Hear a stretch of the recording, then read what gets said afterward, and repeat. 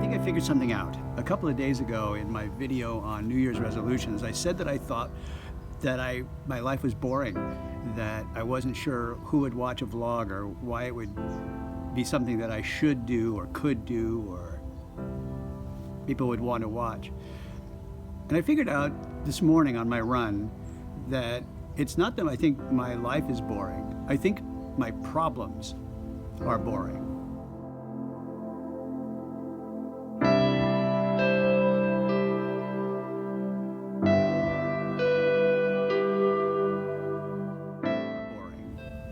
I tend not to talk about the problems I have in my life and the things that don't go well, don't go right, or I downplay them or I minimize them. First of all, I don't want to give a whole lot of energy to negativity. It's just part of my Tai Chi philosophy that life just is what it is, right? And then you figure it out and you go forward. And the way that you figure it out can either be sort of haphazard and do the best you can, and you got a little bit of knowledge over here and you got a little bit of advice over there, or you can have a system, you can have a tool, you can have a utility that would help you through the different crossroads of your life, the different problems, right? So that's how I think about it, and I just put my head down. When I talk about putting my head down and working, it's really putting my head down and working through problems. That's what I do. But problems tell the story of life.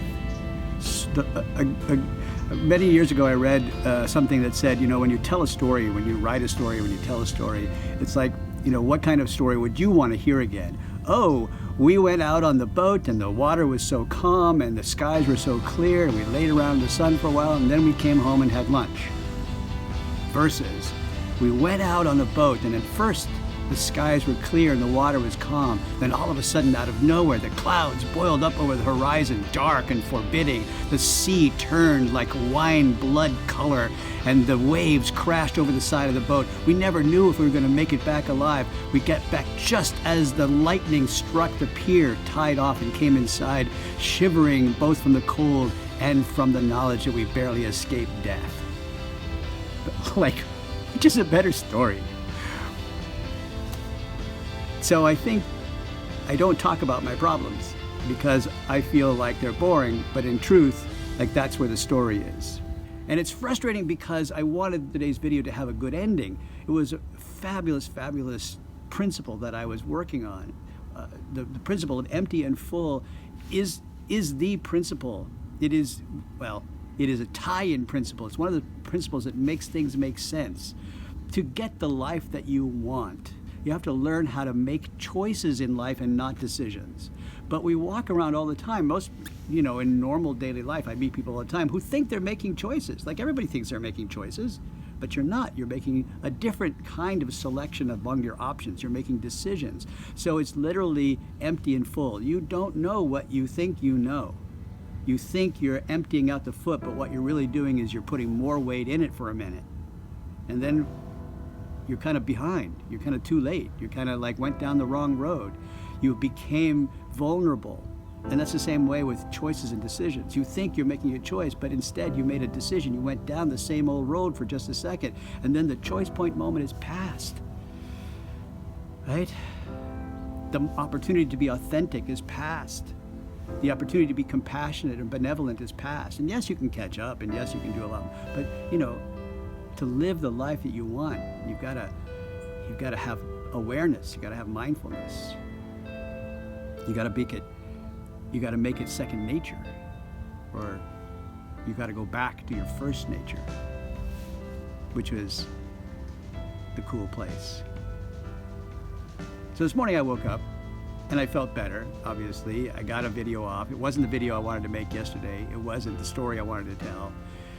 And I don't know when this video is going to be edited fully and come out, but I'm hopeful that when it does come out, it'll tell a little bit more of the story. So I'm grateful for my problems. And here's the other thing. So the story is in the problems. The story is in the tribulations. The hero's journey is in facing the challenges. But then when you face the challenges and you survive them and you overcome them and you find the solutions to them, the final act of the story is to bring the learning home to share with others. And I think in my desire to share learnings with you, all of my years of practice of Tai Chi, all the things that I've learned about it, the journey of my life, what I haven't done is shown you that middle part.